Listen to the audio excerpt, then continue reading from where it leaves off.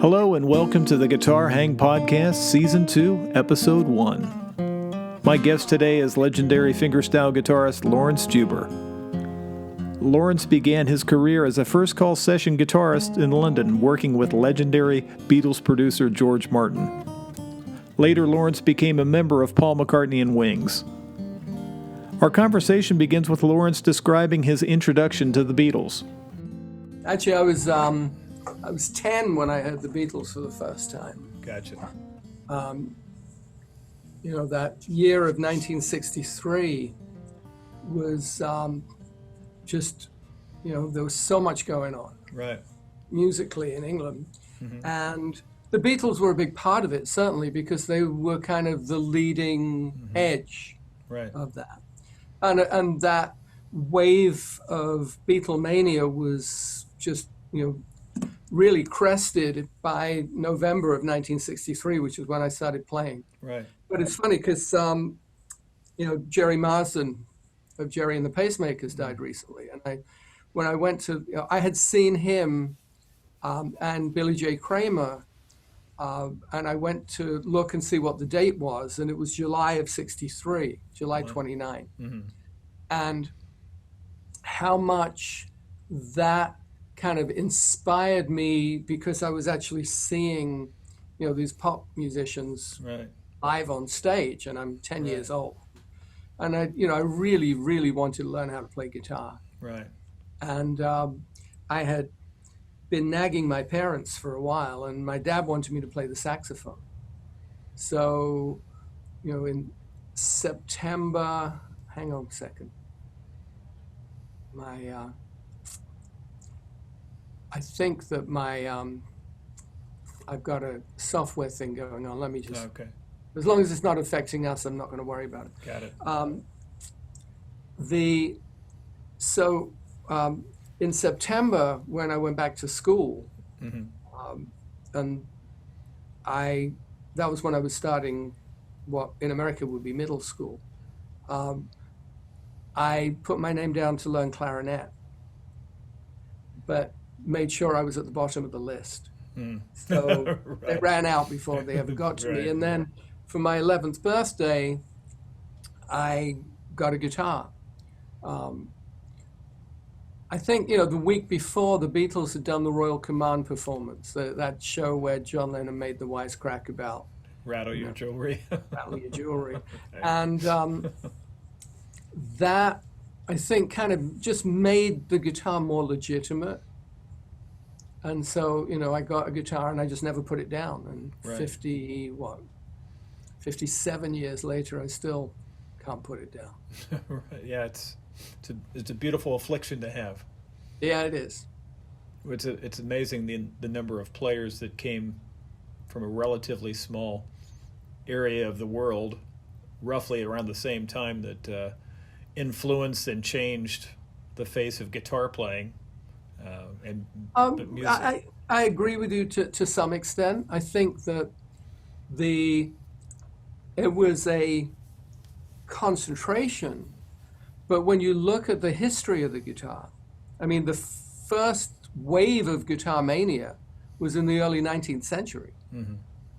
In Europe. Once the guitar became a six-string instrument, it really became very popular. Right. And then as the piano got more and more industrialized, with an iron frame and 88 keys and everything, that became kind of the dominant instrument, and the guitar gradually lost its appeal, except in America, where in the parlor music kind of world, which was you either had a piano or you had a guitar in the parlor. Right. And it wasn't really until, I think the Hawaiians had a lot to do with repopularizing the guitar in the late 19th century, because they toured a lot. And, for example, the fact that, slide guitar in blues seems like it actually came from Hawaii. Yeah. So these kind of undercurrents. But the fact is the guitar's never really gone away.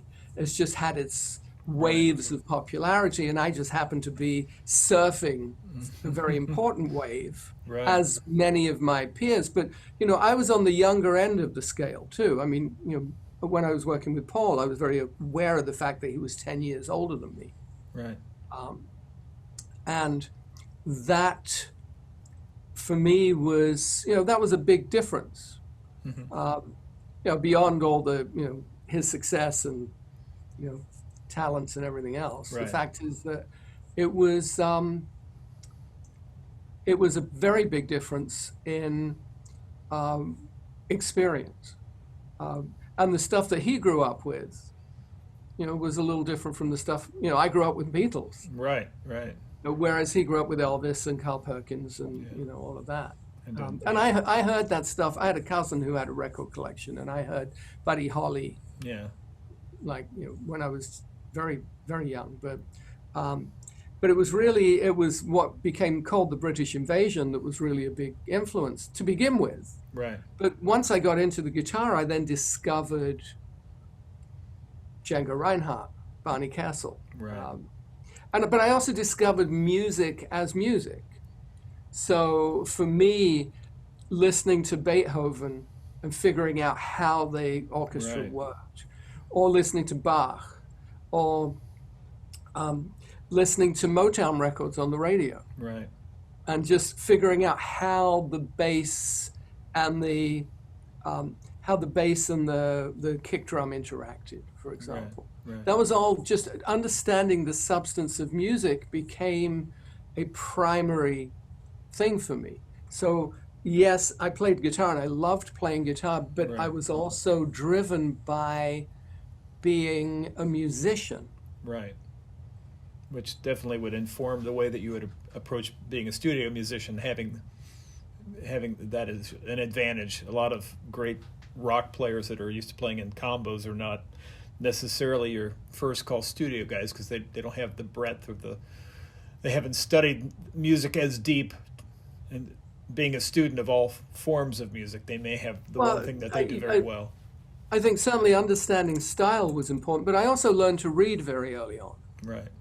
Bert Weedon, who was a famous English studio guitar player, had a book called Play in a Day. And anybody from my era and before knew that book, because that was kind of, that was almost the first thing you got when you got a guitar. Right.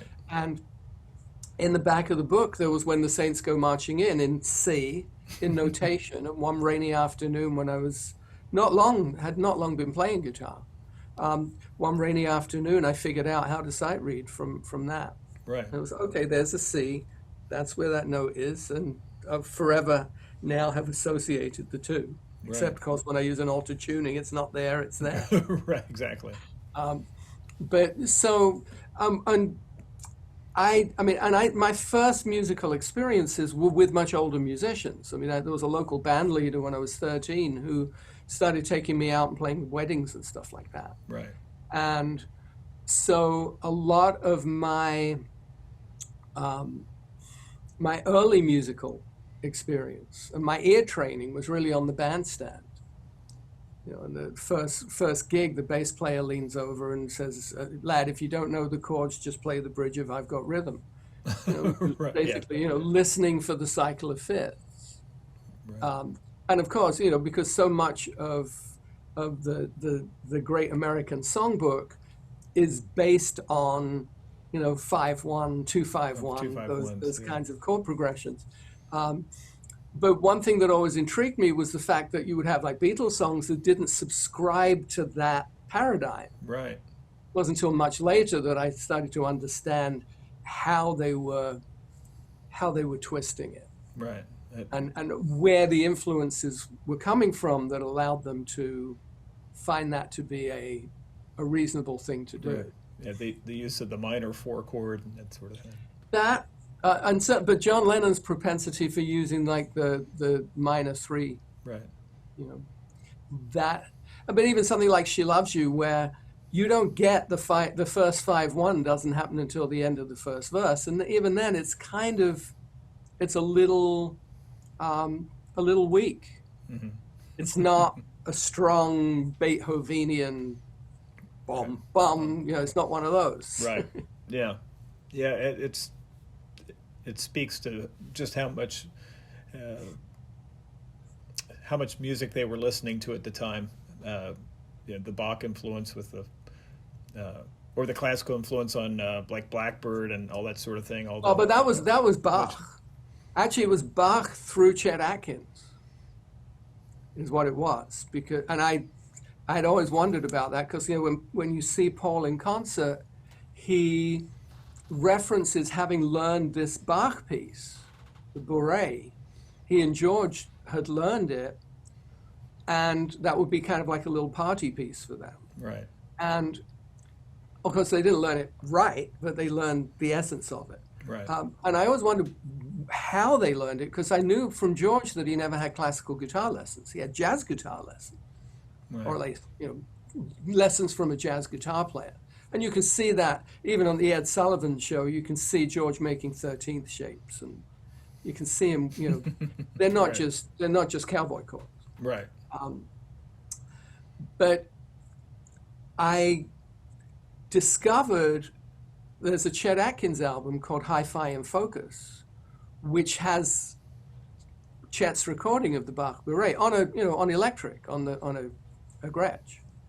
And I contacted Mark Lewison, who is like, you know, the Beatles expert above all. And I said, do we know if George had this album? And Mark said, yes, we do. And he did. Wow. And I think that it's pretty clear that George and Paul whether George and Paul sat down together and learned it, or whether Paul, you know, took it from George, I don't Right. know. Right. But the fact is, you go Bach to Beatles via Chet Atkins. In fact, Chet Atkins is kind of in the middle of a lot of things. Yeah. Because of his role not only as a guitar player, but also as the, you know, A&R at RCA Records and producing, you know, as a record producer. Right. But I did find that kind of an interesting thing. I mean, my introduction to Bach was actually through, there was a single by a group called The Toys called Lover's Concerto, Mm-hmm. which was based on one of the Anna Magdalena notebook piano pieces. Yeah. How gentle is the rain, da da da da da da da da. You know, it's Bach, Right. and it was like, oh, what's this? And then I went to the Bach, and it's like, oh, okay, this, you know, I understand this, you know, on a musical level. Right. So my teenage years were really, you know, on one hand, getting together with my buddies and every Saturday and learning whatever the new Stones single or the new Right. Who, or you know, and having a repertoire of kind of current pop stuff, but then also going out and playing and, you know, learning how to play Days of Wine and Roses, Right. or you know, Right. those kind of things. And then in high school, learning classical guitar because I wanted to study music, and I couldn't progress with that without having some grade level on an instrument. Right. And as my instrument was guitar, Right. I mean, I tried learning bass, you know, upright bass, but it just didn't make sense. That didn't make sense to me. This made sense. Right. And as far as you were doing the typical gigging and that sort of thing, learning, going into the little stand-up booth where you can check out an album that's one of the new albums at the record shops and listening to it, and then going back and having No, I could actually afford to go and buy the albums. But to be honest, I was very singles driven. Right. And you know, radio was really important to me. And it wasn't, the BBC didn't go in the direction that the pirate radio stations were until 1967. So like the first time I heard Sgt. Pepper was on Radio Caroline, which was one of the pirate ships that was off of, you know, broadcasting off the coast illegally. But then BBC then went to Radio 1, which was the pop channel. And I just found that that listening to the radio, and Radio Luxembourg was really important because that was one that really had all the American top 40 stuff. Right. You know, the BBC had what they called a needle drop rule, where you could only play so many hours of recorded music without having to supplement that with stuff that was actually recorded at the BBC using English musicians. Yeah. Which was something that I was able to take advantage of later when I started becoming a studio musician and going and doing BBC sessions where Don Everly would come and do his new single and we would recreate it, Right. because some DJ had it as his record of the week. Right. That kind of thing was part of my studio education.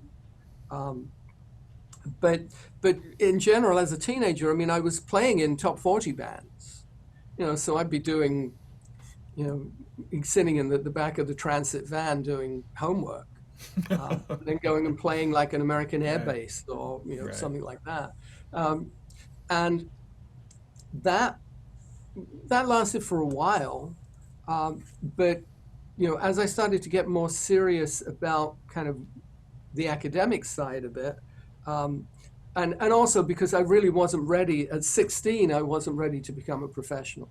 Right.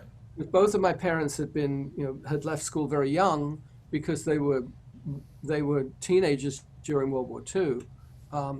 That I felt that I owed it to them to get an education, because they thought that I would, they wanted me to be a doctor or, at the very least a pharmacist or something, Right. in a white lab coat dispensing. Right. Yeah. But for me, it was always, I wanted to be a musician. Right. In high school, I studied music, and I, really tried to keep the academic work focused on what I was intending to do. Yeah. And then when when you graduate high school in England, at that time, you took exams called A-levels. And I got an A in A-level music, which my music teachers were really surprised by, because I wasn't a legit orchestral player or, choral singer or whatever. I was, I was part of the hooligan contingent. And I had been accepted at a school in Leeds, in the north of England, Leeds College of Music, which was the only place that you could study something like what you would do at Berklee School of Music. Okay. And it was, considered to be, it was a very legitimate thing. But the problem was, it meant that I'd have to leave London. Oh, yeah. And I grew up in London. I'd been paying my dues as a teenager, even before I knew what it meant to pay your dues. And so I decided I was going to apply to London University. So I took what they now call a gap year. In those days, you didn't do that. You didn't take a year off between high school and university. You just kept going. But I took a gap year and I worked around London and started doing demo sessions. And then when I went to Goldsmiths College, which was part of the University of London, and I had a professor there, Stanley Glasser, who was a South African composer, who was a jazz guitar fan, which was kind of helpful in getting me in. Because again, I wasn't the normal kind of classical music student. Right. But that was a really terrific education for me. It got me, it gave me a very broad understanding of musicology, and also, harmony and counterpoint and all the, all that stuff, which was quite intense. And while I was there, I played Renaissance lute. I, went to the British Museum and transcribed pieces for a suite for guitar. What I thought was for six-string guitar, it actually turned out to be for English guitar, which was more like a cittern, regular guitar, tuned to open C tuning. But I didn't know that until actually a few years ago. But, just kind of immersing myself in that, and I'd be going to concerts, and, I had to go to operas. I'm not a big opera fan, but I had to do all of that. And just in general, it ended up that I could pay more dues in London, and I joined the National Youth Jazz Orchestra, which was great because every Saturday morning I'd be sitting there in a rehearsal room with a big band, reading through charts written by like cutting edge composers. Right. And I remember one morning, Simon Phillips, who's one of the great drummers, who was 14 or 15 at the time, came in, and the band leader pulled up a chart in 13/8 because he was trying to trip Simon up, and Simon just breezed through it. I mean, it was like, Yeah. but but I got to play with some really great up and coming musicians and players that to this day are, kind of ended up becoming part of the backbone of the London studios. But for me, I wanted to get the degree out of the way. Right. And then was expecting to break into studio work, which I did.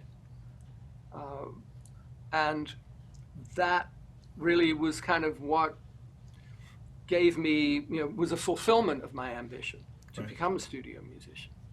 Was there a particular producer or studios that you were working with, or in? No, it was in America you call them contractors. In England, they were fixers. There was a man named David Katz, who had seen me on television with the National Youth Jazz Orchestra and called me up the next day and said, I want to get you started on sessions.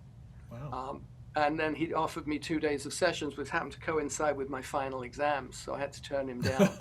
And I thought I'd never hear from him again, but he called a week later. But you have to understand the context. I mean, this would have been 1975, I think.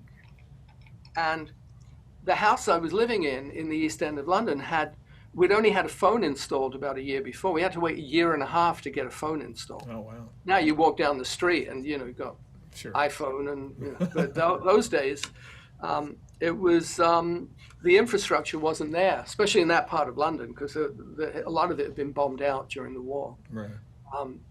And even though this was, almost 30 years later, it was still, you still saw you could see the remnants, the echoes of it.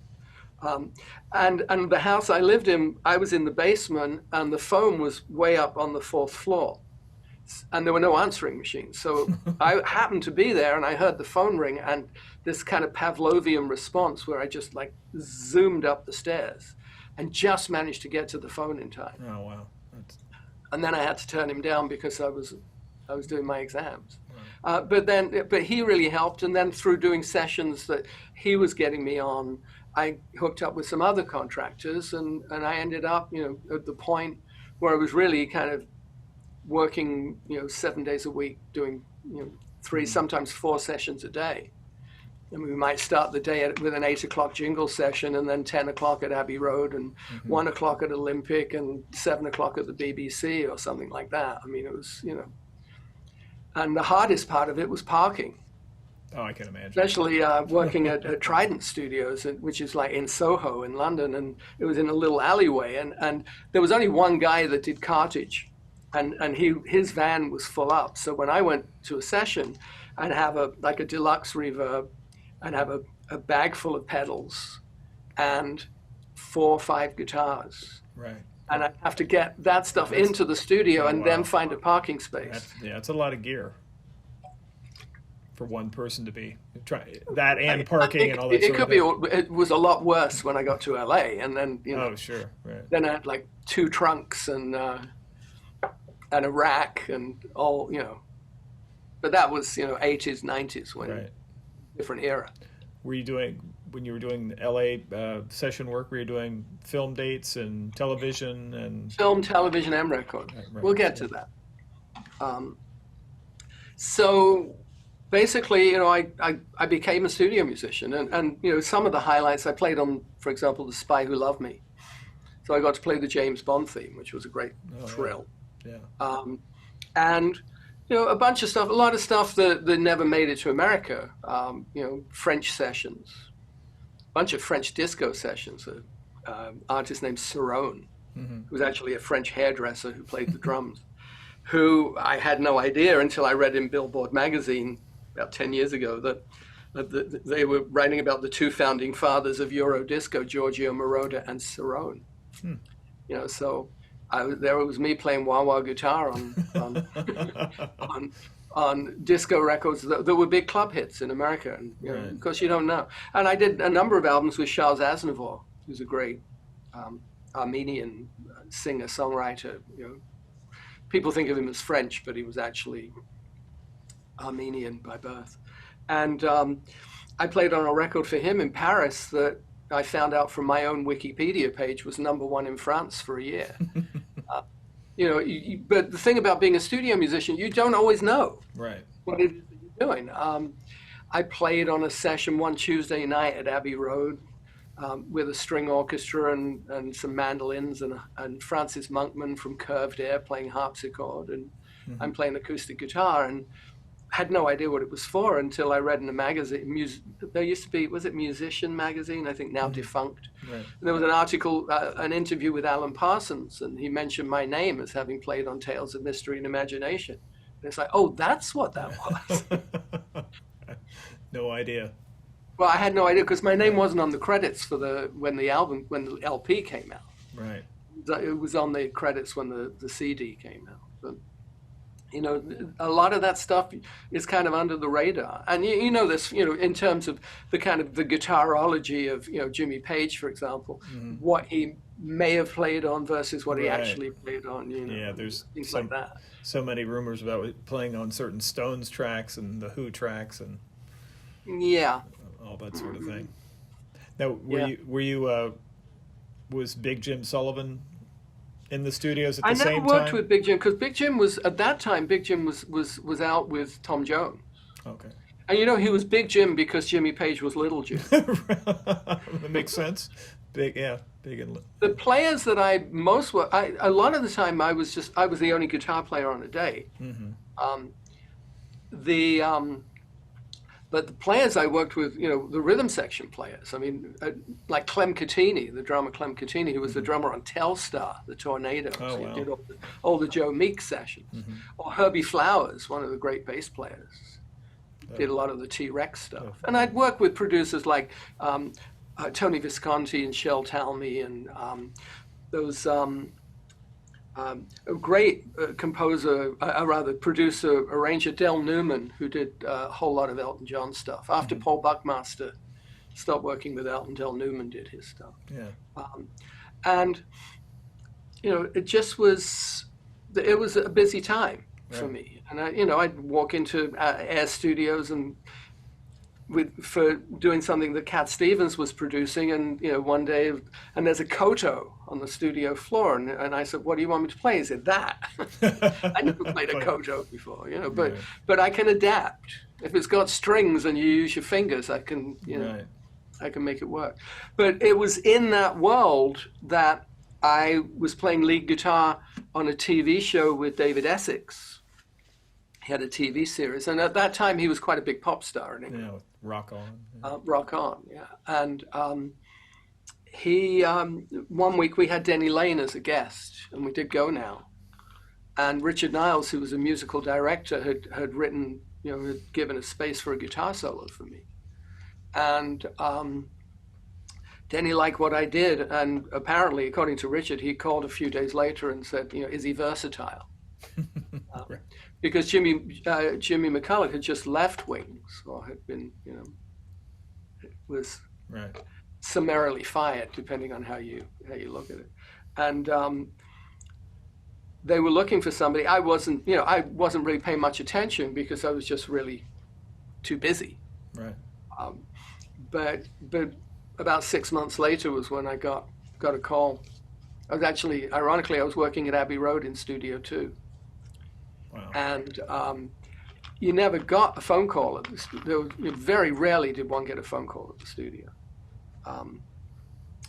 And there was a call for me, and I'd never been up into the control room because you have that staircase there, and it's like as a studio musician, you stayed in the pit, as it were. And I had to go up and take this phone call. It's like, oh, quadrant faders, wow. And the and it was McCartney's management. Denny wants to know if you can come and jam on Monday. And oh, by the way, Paul and Linda will be there. And of course, I had no real awareness. I mean, other than the pop hits, I really had no awareness of the Wings repertoire. So I borrowed some LPs from my brother. Right. And then realized that there was just no way I was going to get what I would, to know what we were going to do. Right. But as it turned out, we played some Chuck Berry tunes and some reggae grooves, and they offered me the gig, along with Steve Holley, who was auditioning at the same time. I would think at that point they probably had a pretty good idea of who they were looking for. The very specific. It's not like a huge cattle call kind of thing. It was more. It wasn't a cattle call. Yeah, it was a I mean, apparently, like every guitarist in town had submitted, Right.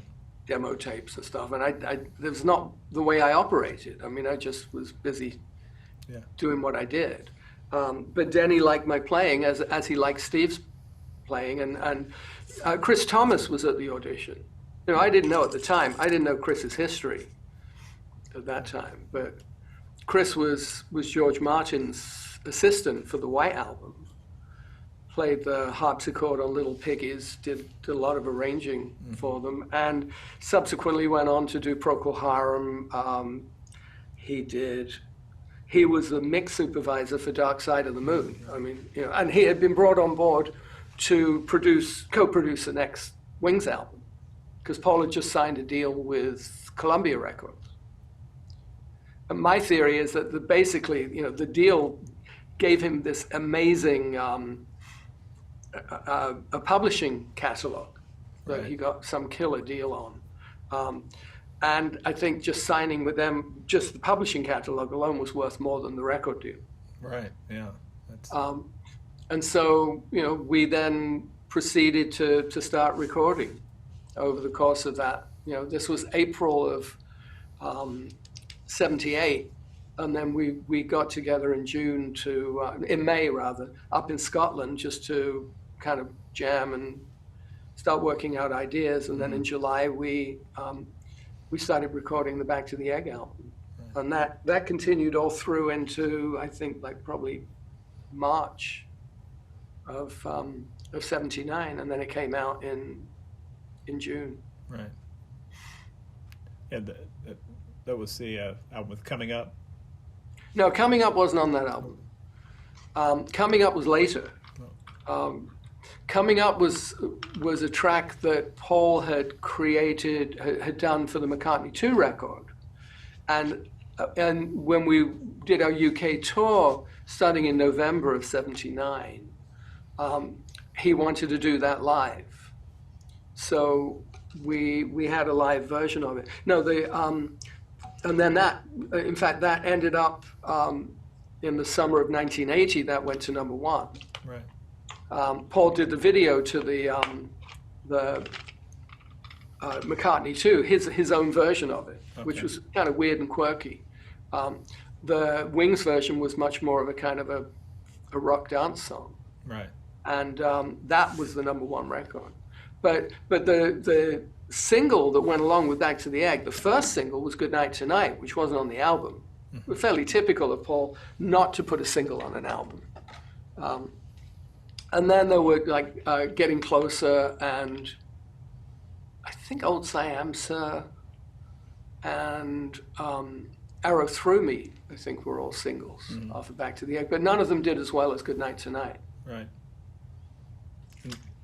And the tour was later in 1980? No, the tour was November, December of 79.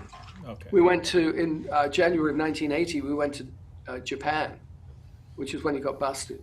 Right. And I was standing next to him. Yeah, that's a little unnerving. Just a bit. And I had just, I flew via New York. I'd spent the weekend in New York, as the McCartneys had too, so I was on the plane with them. Mm-hmm. Everybody else had flown from London direct to Tokyo. And while I was in New York, I picked up a 1957 Les Paul Gold Top on 48th Street. Oh, wow. And I was hand carrying that, so when we got ushered kind of into the bowels of the Narita Airport Customs area, they put me in a room and walked in and handed me a screwdriver and pointed to the guitar. And I had to take off the back, like the plastic panels on the back and the truss rod cover, just to show them there was nothing stashed in there. The band had vacuumed their pockets. I mean, everybody was, being very cautious about it, except Paul and Linda. Yeah. Yeah, I do remember that it was a huge thing at the time. I mean, and it had its, I guess it had its ripple effect for years to come. Oh yeah, indeed it did. But it wasn't the end of Wings. I mean, Wings kept going for another year afterwards. We didn't do a lot, but there was activity. And during the summer of 1980, I also went with Paul to the south of France to do the Stop and Smell the Roses tracks that Paul produced for Ringo. Okay. So that was really cool, being in a studio with Paul and Ringo together. Yeah, that would. Yeah, that was something.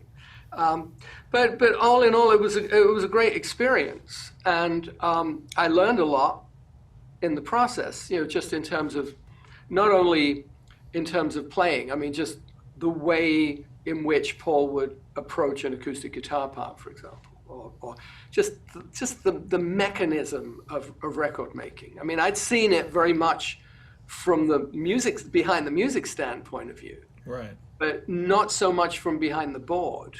And having Chris Thomas there too was very enlightening. Yeah. Somebody with his level of experience. So when, and of course, the process, I mean, we would cut a track and, fairly quickly, but then you might spend a week doing stacked backing vocals or whatever. So, and in those days, because it was all on tape. In fact, when we were working at Lim Castle on the south coast of England, we lost the best part of a week of recording because we had a bad batch of tape. Oh, wow. And we didn't discover it until we'd already laid down a bunch of stuff. It's very different in the digital world. Right. But in those days, I mean, if you wanted to get this kind of sparkly backing vocal sound, you'd multi-track the backing vocals, recording with the Dolby in and playing back with the Dolby out. Because the way the Dolby noise reduction worked for analog tape was that it would do a kind of a pre-emphasis and then kind of decode that on playback. And it would give this, it would improve the signal to noise ratio. But if you didn't decode it, then you got this extra kind of like, ear candy sparkle on top of the backing vocal. Yeah, it'd be interesting to be in the studio when somebody discovered that. Oh yeah, the Aphex Aural Exciter worked on a similar principle, that it would kind of add some high-end sweetening kind of thing. Right. But looking back at pictures from that era, I mean, like multiple Fairchild compressors, for example. Right. Now, I can pull up a plug-in of a Fairchild, or I can go to Capitol and get, work with Al Schmidt and have his special Fairchild. But, but in those days, that was a common device. Right. In the studio. It might be something that's lost for younger musicians that are creating, that have the access to the plugins, if they don't really understand the capacity with which a limiter or compressor works. Right. They may not be able to fully utilize a plug-in. I think that's the thing about... Yeah, it's true. I mean, but I mean, nowadays you do get presets. Right. Plug-in. But I mean, for example, Universal Audio's, their 1176 plug-in is really very close to the real analog thing. Right. But it's funny. I mean, we're kind of sidetracking here, but I've been doing a lot of work recently. During the whole COVID era, I've got projects going on in theater. In fact, I'm working on one today,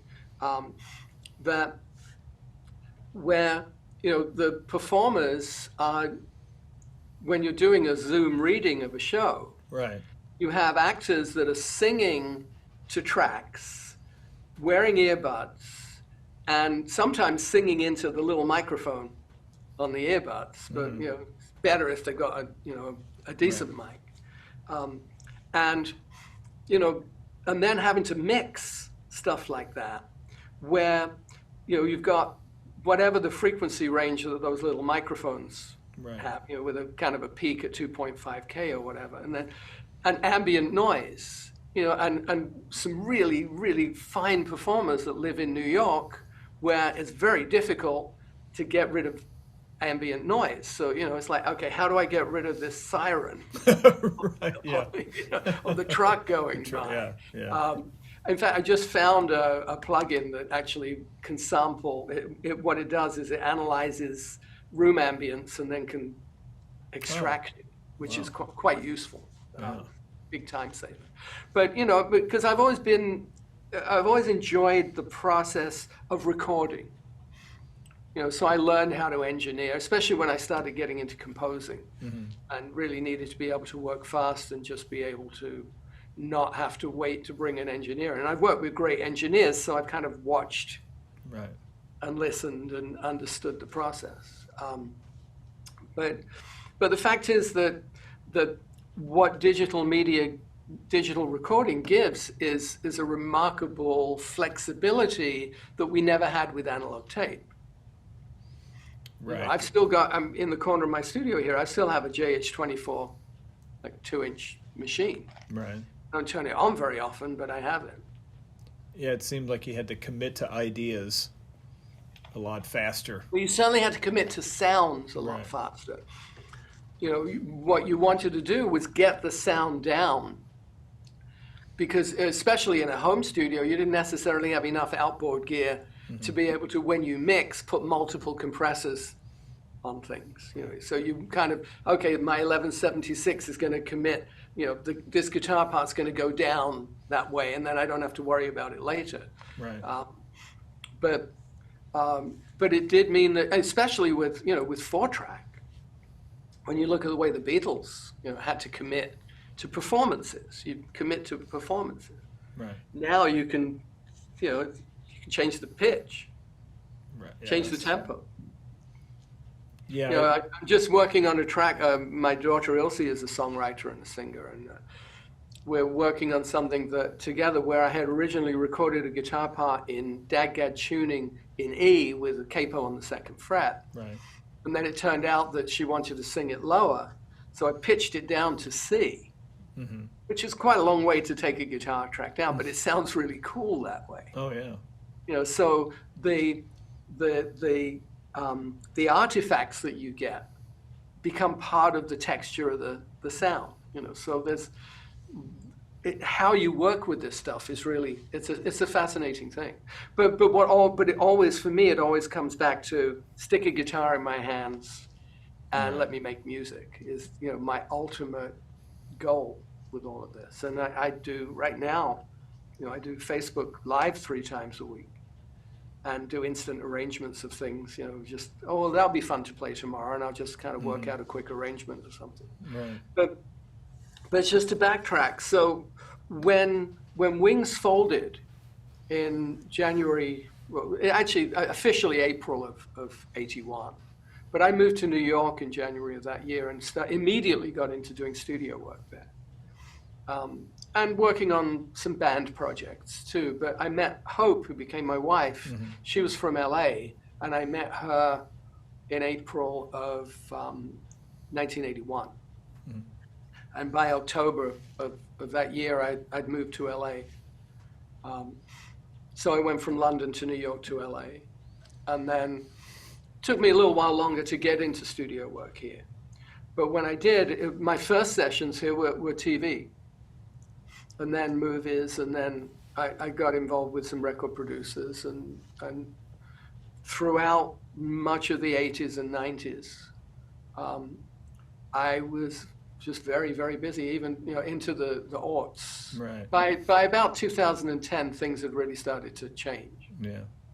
The whole industry had changed. And I put out my first solo acoustic record in 1990. So for a chunk of time in the 90s, I would do things like I would go and play gigs out of town, and then fly back early on a Sunday morning and be at Capitol for a 2:00 session on a Sunday afternoon. Right. Yeah, I think Scott Page told me that he remembers doing a band thing on the. You guys were in a band on the Young and the Restless, maybe. Young and the Restless, yeah. Scott played guitar and sax in the band. Right. And that was an AFTRA gig. That was a union gig. I got health insurance out of that. Right. And I actually still get a small pension from that. Oh, that's nice. You know, that's the thing about union. And same thing with musicians' union. I mean, you know, although their pension fund is in trouble, it's still, you know, I've always been, you know, a proponent of being in the union because, you know, it gives you that kind of support system. Right. It seems to be more apropos of orchestral musicians and, you know, brass players and string players and stuff. But you know, and there's the RMA too, the Recording Musicians Association, which has done a lot of advocacy and negotiation for musicians too. You know, you can't really be on your own when it comes to being a musician. Yeah. And there's even a traveling musicians local in the AFM. Local 1000 is for, you know, basically folk singers and storytellers and people that are out on the road, you know, doing that kind of thing. Right. But once I got into the studio scene here, and of course, you know, starting to raise a family, I really didn't want to travel. But once the kids were old enough, then I started, you know, just doing some guerrilla touring. And then I got introduced to Al Stewart. And Peter White had just gone off on his own to do his solo career. And Al was looking for a guitar player and a producer. And it was kind of a natural fit. Yeah. First album we did together, 1995, it was called Between the Wars. Mm-hmm. It's a really cool record. Right. All historical songs. Mm-hmm. And I ended up producing 4 albums for him. Producing, arranging, doing a lot of engineering, playing, you know. And we toured. We did some touring together, just as a duo. So that was kind of fun because I first met him when I was about 14. And a friend of mine and I played a local folk club, and we'd be the opening act. And we opened for Al Stewart. And then years later, I was still opening for Al Stewart.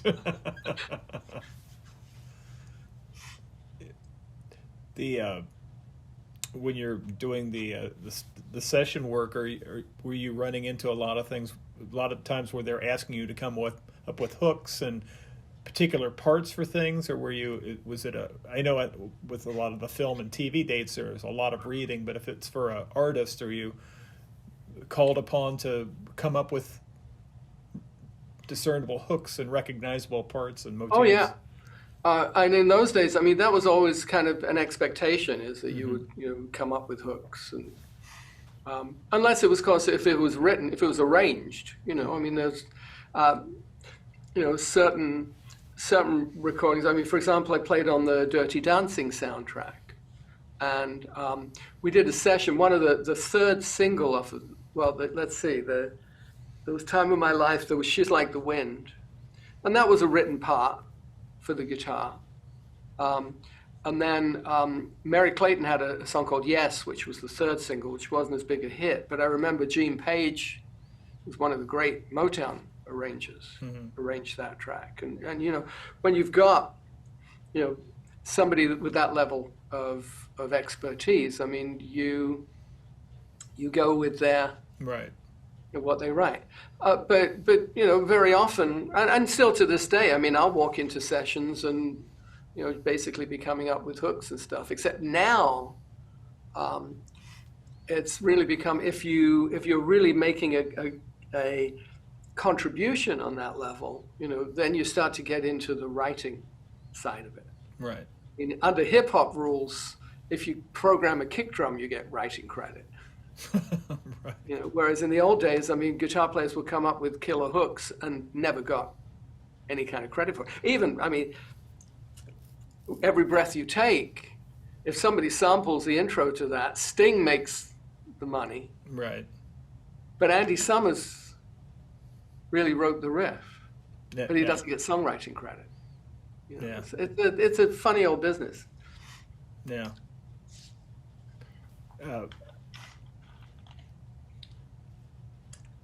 I was going to ask you, when you were younger and first getting into acoustic, was that when you were discovering guys like Davy Graham and John Renbourn, or John Renbourn and Bert Jansch, were very important. Also, early Bob Dylan, Paul Simon. I met Davy Graham probably would have been about 1972. There was a place I used to hang out in the East End of London. There was a guitar maker named Stephen Delft, a repairman. And he lived with a woman named Judith Piepe, who was really Judith was like the grand dame of the London folk scene. And so I would hang out there and people would show up. And one day Davy Graham comes in and I'm sitting next to Davy Graham on the couch. And I said, yeah, show me Angie. And he did. Right. And it was like, oh, you mean you use your thumb for that? Because I'd been having classical lessons. And it's, oh, you don't want to use your thumb. That's verboten in the classical world. Even though you go back to Giuliani and, the early classical guitar players use their thumb. But the early classical guitar players were really just fingerstyle players playing contemporary music. Right. The idea of classical guitar being something discrete really is kind of a part of the Segovia paradigm, I think. It must have been very exciting to see the things that you got right, that you had picked up by ear, and little epiphanies like, oh, that's how you do that. Yeah, that's how you do it, yeah. And that was true also, I mean, sitting next to Paul, and, he picks up a guitar and he starts playing Michelle. And the second chord, is always indicated as a minor seventh. Let's say you were in C. That's not the original key, but so C and then F minor 7. But Paul played F7 sharp 9. Which is actually more apropos of the modality, because even though the first chord is the major, it's really in the minor. Right. Yeah, those are the moments that as it excites the 14-year-old or 10-year-old guitar player in you. Yeah, exactly. And there's on Back to the Egg, there's a tune Love Awake that Paul and Denny were playing acoustic guitars on the when we, I forget whether it was a demo or whether it was just the tracking, but I played bass. And then when it came to doing the bass for real, I thought Paul was going to do it. And he said, no, you should do it. I like your part. So he crouched down on the floor and gave me picking techniques, playing on a jazz bass. Yeah. But, you look at, the bass players that influenced him, for example, Carol Kay being a significant influence because of her work with Brian Wilson, with the Beach Boys, and she started off as a guitar player, not as a bass player. And Paul was a reluctant bass player. Right. Somebody had to play the bass. It was a dirty job, and he got it. Right. Did he? I remember hearing or reading something that he liked to track bass last. He did. Certainly like Sgt. Pepper era. Right, yeah. They would open. They would set up the bass amp and take a direct, and he got this huge, massive bass sound, like on "It's Getting Better" and stuff like that. But I mean, Denny Sywell said when they did the Ram album, that Denny never heard the bass parts until the record came out. Right. Because they tracked the songs with Paul playing either guitar or piano. Right. Yeah, I would definitely think that Carol Kay and James Jamerson and those guys would be, But it seems like there was an advantage to doing that because you got to hear the whole track and be sympathetic to the track rather than having this thing that's locked at the beginning of the tune where you get the bass and drums kind of. It depends on how you're building it. Right. And because Paul is such a melodic, contrapuntal bass player, his bass lines, when he would track later, were more intricate. Compared with the ones where the whole band, when the Beatles were putting down the track together. Right. So I think that it's interesting because the soul, the R&B influence, especially Rubber Soul. It's ironic that the American track listing of Rubber Soul was not true to the title. Yeah. because the Drive My Car wasn't on it, for example. Right. Where you've got the way the rhythm section is working. And there's an example of where you would want to track together, Right. because the way that Ringo's kick drum and Paul's bass are locked together is very much a kind of a live thing. But the more R&B influenced stuff was not on the record, was not on the American record. Right. It was on the English Rubber Soul album, but not on the American one. So I've always found that a bit ironic. Right. Yeah. Yeah, I think the thing that strikes me about your arrangements of the Beatles songs is the obvious love that you have for the music, but an intrinsic knowledge of how everything fits together. So when I'm listening to one of your arrangements, I'm getting a full smorgasbord of all the parts are represented, or at least you're doing hinted at. Yeah. You're getting a feel, the vocal and everything. It's one of the most daunting tasks for a guitar player is to be entered. I mean, because those Beatles songs are beloved. So if you're in front of an audience presenting these songs, you really have to have a lot of forethought, and that's when the arranger side of you as a guitarist comes into play. Yeah, it's funny because I never considered myself to be an arranger. My LJ Plays the Beatles album was, I think, my sixth album. But when I started doing solo acoustic stuff, it was strictly from the perspective of being a composer. Right. And my Mosaic album was the first one where I did a Beatle tune. I did Rain, but a very different kind of arrangement of Rain, more of a tone poem kind of thing. And I still didn't want to do an album of Beatles. I mean, Hope was the one who convinced me to do it. And then it just kind of it evolved from there to the point where I realized that, wait a minute, this is a skill set that I have. Right. Audiences like it.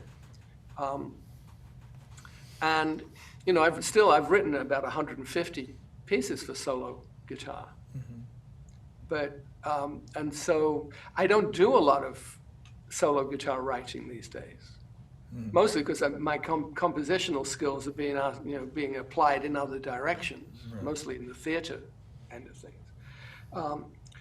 But and then having the experience of being, which a lot of fingerstyle players don't get to do, is play electric guitar in bands. Right.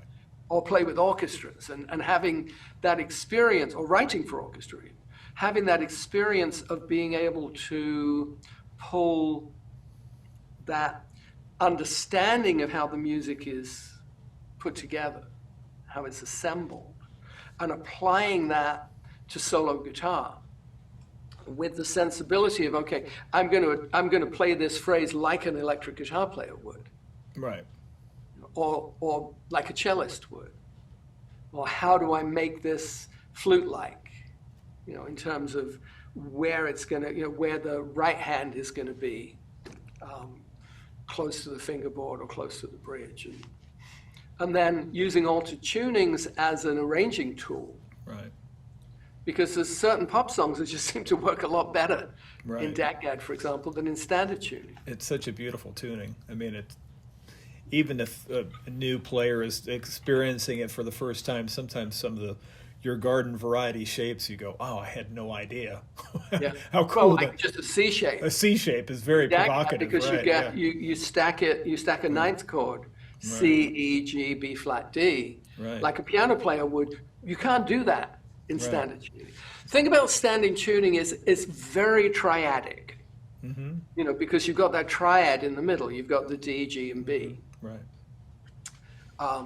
And it's glorious for the things that it's really appropriate for. And I still, I'm most comfortable, if I'm improvising, I'm most comfortable in standard tuning.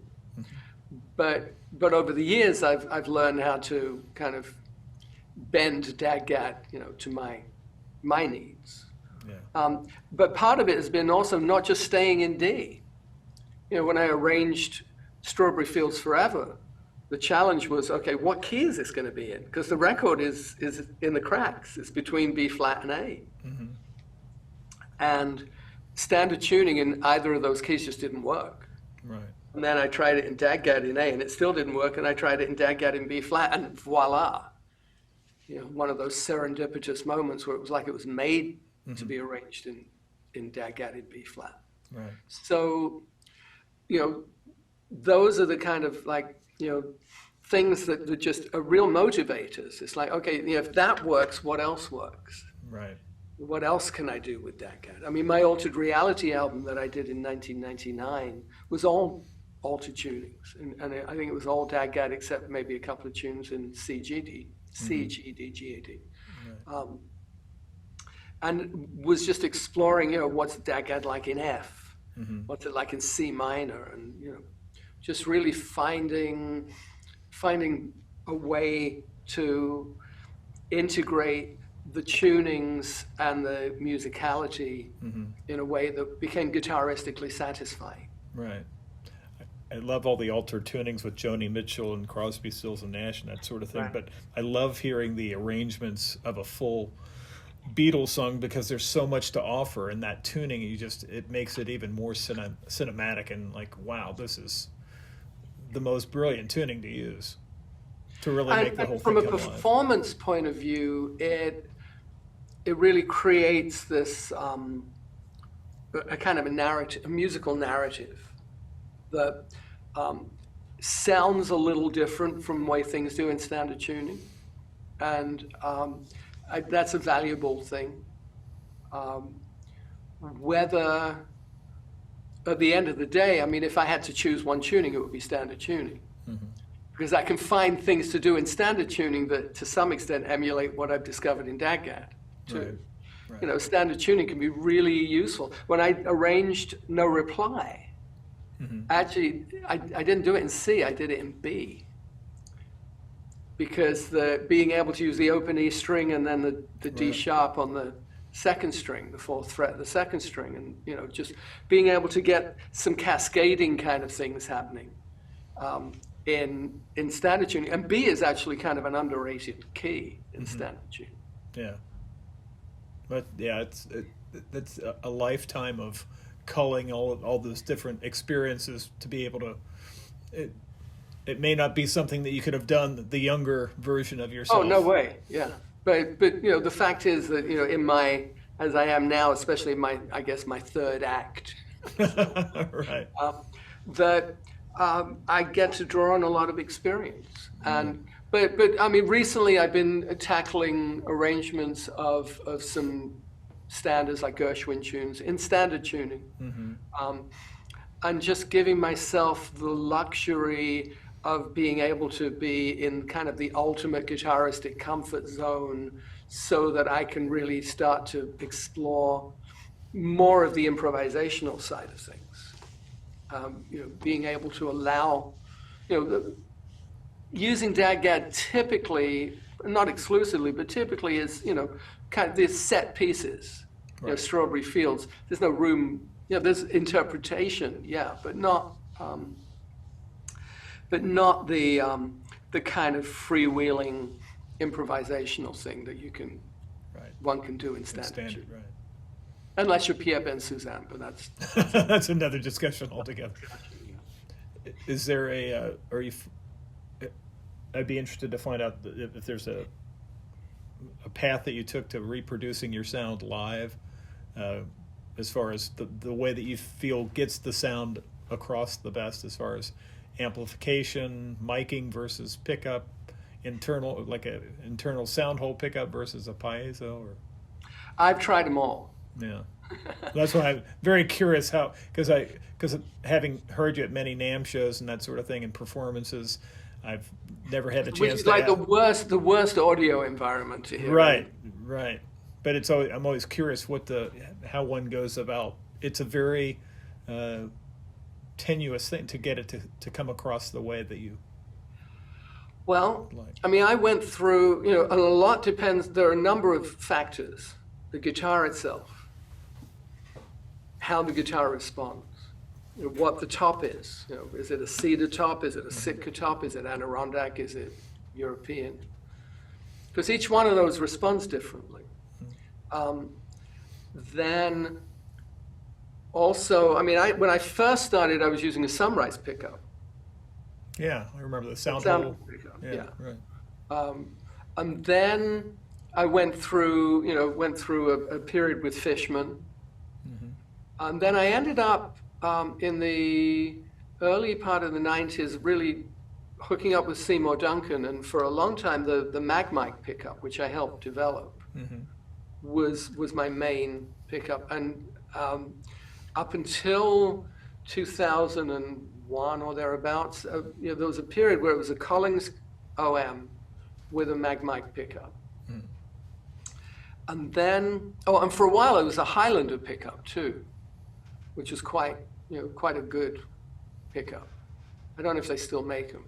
And of course the preamp that it was going into also makes a difference. So where I am at this point is the Seymour Duncan, the Wavelength, where they do a custom preamp for me that gives me a split output. An Audix Omni mic mounted on the preamp, the preamp that's part of the jack. Right. So the mic is pointing inwards, like toward the sound hole, but in the lower belt of the guitar. No, there's no mic inside the sound hole, which I don't think is a good idea. Because the sound hole is a bass port, so you're putting a mic right where the maximum bass is. And that's with my signature model Martin. The main one that I'm using it right now is a Cuban mahogany back and sides with a moon spruce, a high alpine Swiss spruce top. And that's a great sounding guitar to begin with. And the pickup and the mic combination running through, on stage I use a Grace Designs Felix, which is a 2-channel, quite a high-end AC powered preamp. And then I run a little TC reverb in the loop on that. And that's a pretty reliable sound. Right. On occasion, instead of using the internal mic, I might use an external mic. And I have this one, that's an old, it's an old Neumann, Oh, God. a KM140. Yeah. They don't make that anymore. And although for my solo acoustic recordings, I typically use a pair of Sheps CMC 5 capsule mics, small diaphragm. Sometimes I'll use this live, the ear trumpet. But that combination, and also, I mean, even the cable makes a difference. Yeah, right. So I've got a high-end Megami cable. And I didn't even realize, they'd sent me a batch of cables to try, and I found this, one that I really liked. Right. And I was using it, and I was doing a concert at one of the NAMM shows, and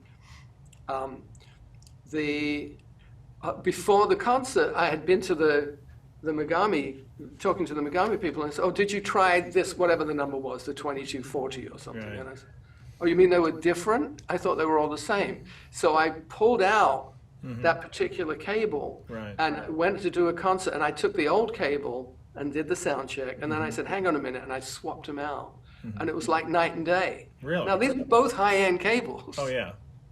Right. But just whatever gets the job done ultimately. I mean, for my Facebook Live sessions, I just use the Neumann and add a little bit of Capital chamber reverb from my Universal Audio box. Right. And I don't even use a pickup anymore. I started using pickup to begin with, and then it was like, well, wait a minute, it makes it harder to switch guitars, especially if I'm playing guitar, like my classical or my parlor guitar. They don't have pickups in them anyway. Right. Exactly. And are you for all the techniques that you play, or are you dealing with a little bit of fingernail and flesh, or you? It's pretty much all flesh. I mean, the fingernails are there enough for me able to do strumming. Right. To be able to give it that little bit of edge. Right. But essentially, I mean, I keep you'll see fingernails there, but they're not engaged in the sound. Right. On classical, I might roll the hand over a little bit just to engage them a bit more. But but realistically, they're short enough that there's no acrylics in where I come from, and there's callus on the point of contact. There's callus there, especially on the side of the thumb, for example, and that just works for me. But I don't pick; I pluck. But yeah, there's a difference. Yeah.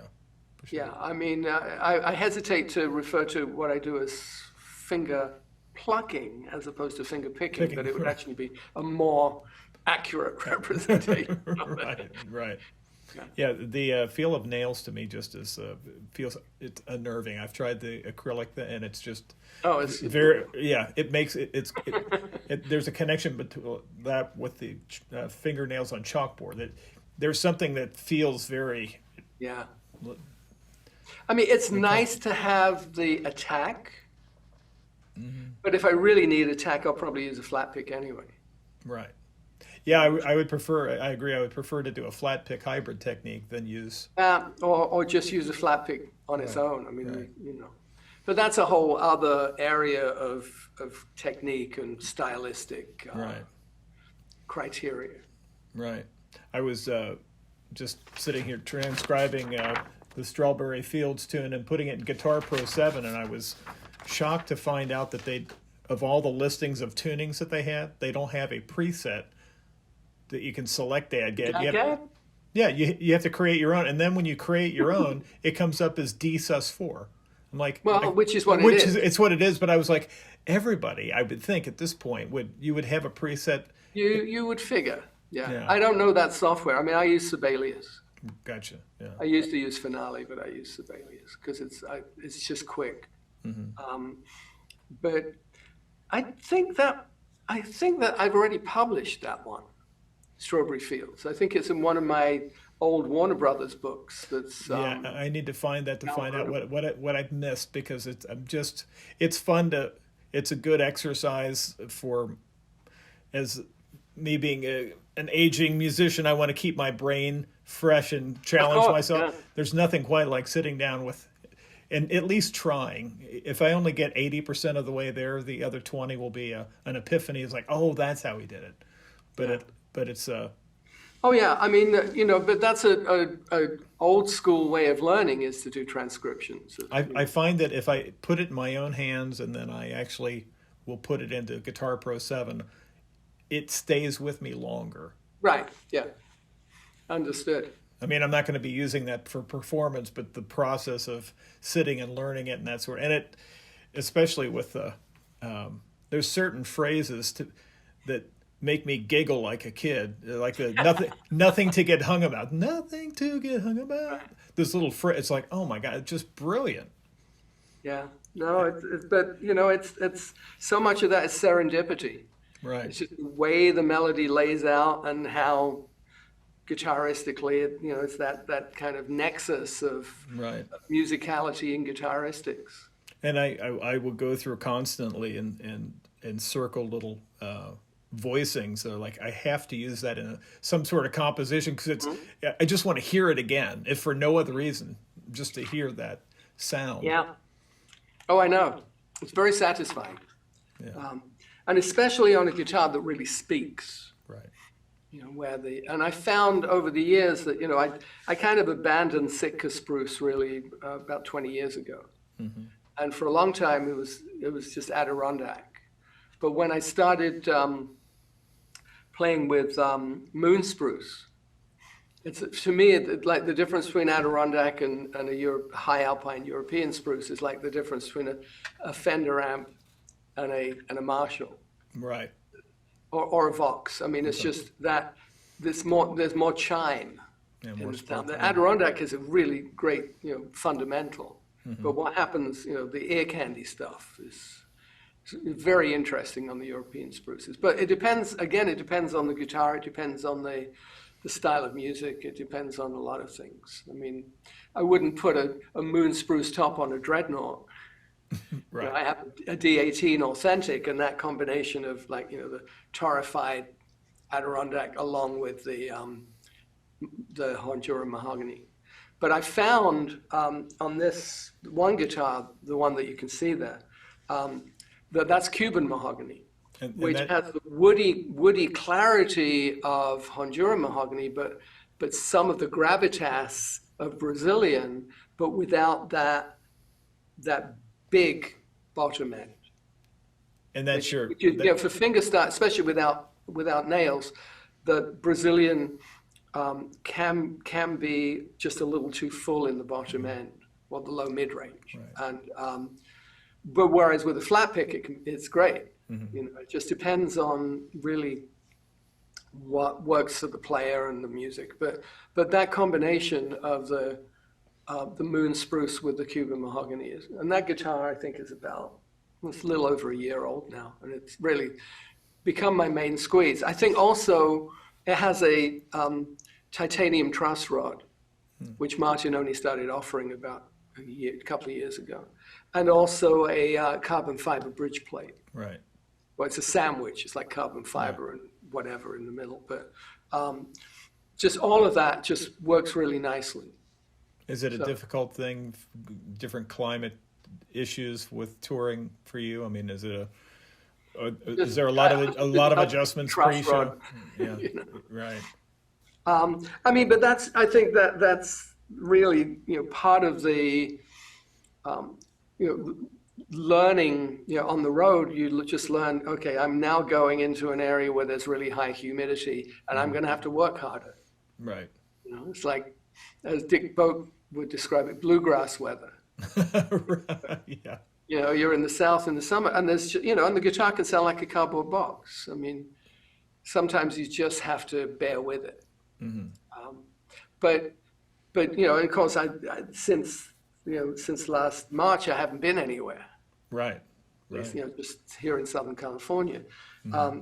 and so I haven't had to deal with instability. But generally, I mean, a little tweak of the truss rod can help. Or switching out a saddle because if things get too dry, or altitude, you go up into high altitude, and that changes the way that changes the pressure on the top, and the action kind of drops a little bit. Right.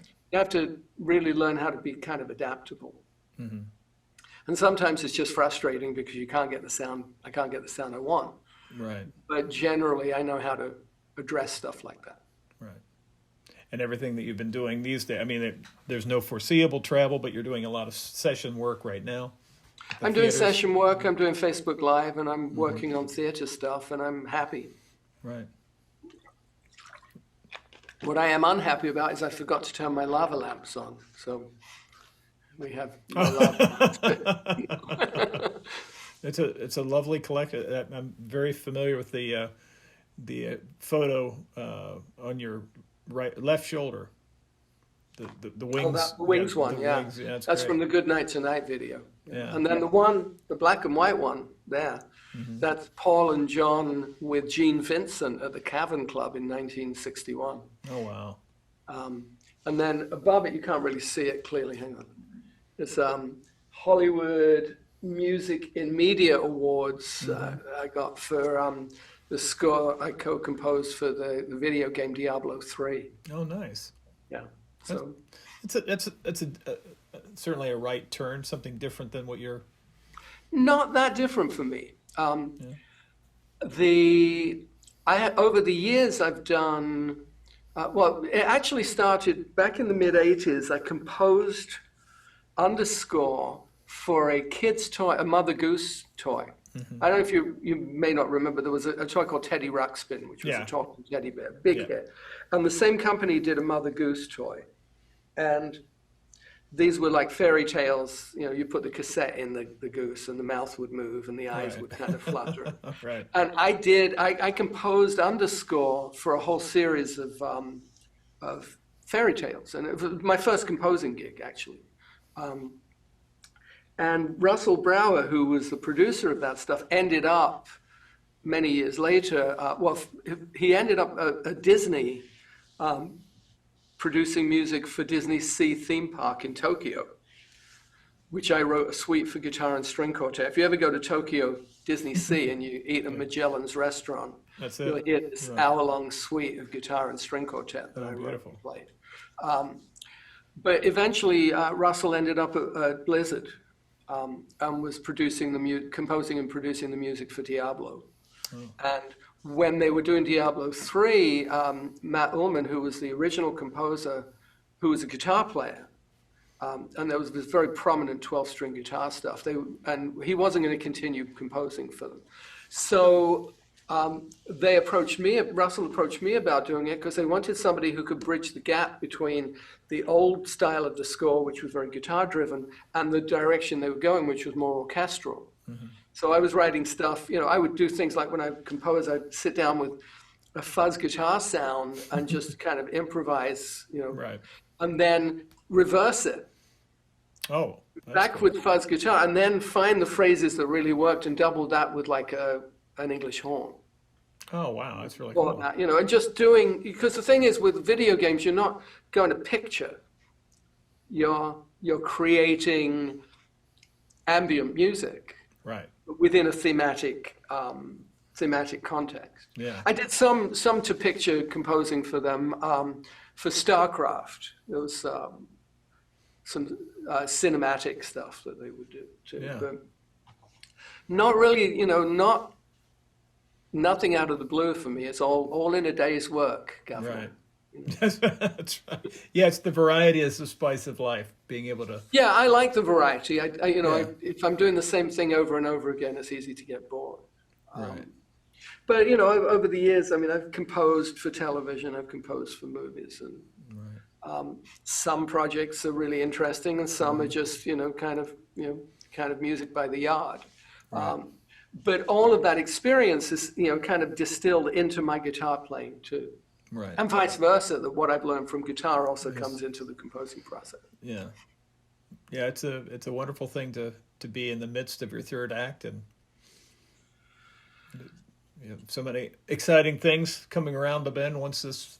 Yeah, the shame is that over the last couple of years I've been playing a lot more electric guitar. Really? Around the clubs, not just locally, but and then of course everything shut down. Right. So, I got my live rig, my pedal board redone, and oh, nice. But my new favorite pedal, where is it? This one is cool. It's the Fat Larry. The Fat Larry. Oh, wow. Fat Larry. Basically, it's kind of a Dumble in a box. Oh, nice. Yeah. Who makes that? Some guy in the Isle of Man in England. Oh, wow. Yeah. No, I'm a bit of a pedal junkie. Yeah, me too. My other new favorite one is what one is it's the 30 millisecond kind of Abbey Road ADT. Oh, nice. Yeah. I forget which company it is, but yep. Yeah, and the Dr. Robert pedal is amazing. I think I've heard of that. I'm not sure. Yeah, it emulates the 700 series Vox amps. Oh, so nice. It's like the Revolver era sound, and it's got just a really nice mid-range peak to it, and it's got this Mac Show setting where the fuzz. Mac Show. That's clear. Mac Show. I have around here somewhere. It's I need to re-rack it. I have Roger Mayer built me a couple of fuzz. One was a fuzz unit, a rack mount fuzz unit with all of his different fuzz circuits in it. Oh, nice. Like the classic fuzz and the Axis fuzz. Oh, wow. Octavia and stuff. And the other one is, I think it's called the Lion Fuzz, where all the bias controls are on the front. So you can dial in any fuzz sound.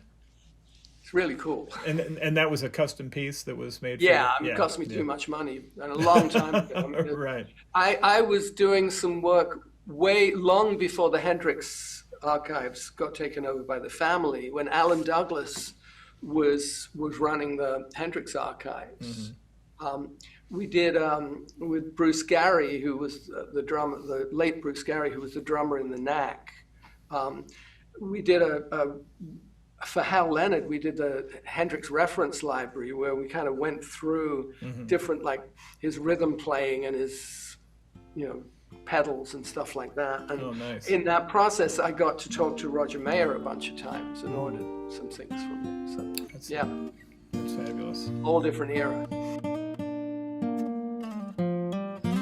Thank you for tuning in to the Guitar Hang Podcast Season 2, Episode 1, with my special guest, Laurence Juber. Thank you for listening and stay tuned for upcoming episodes. Cheers.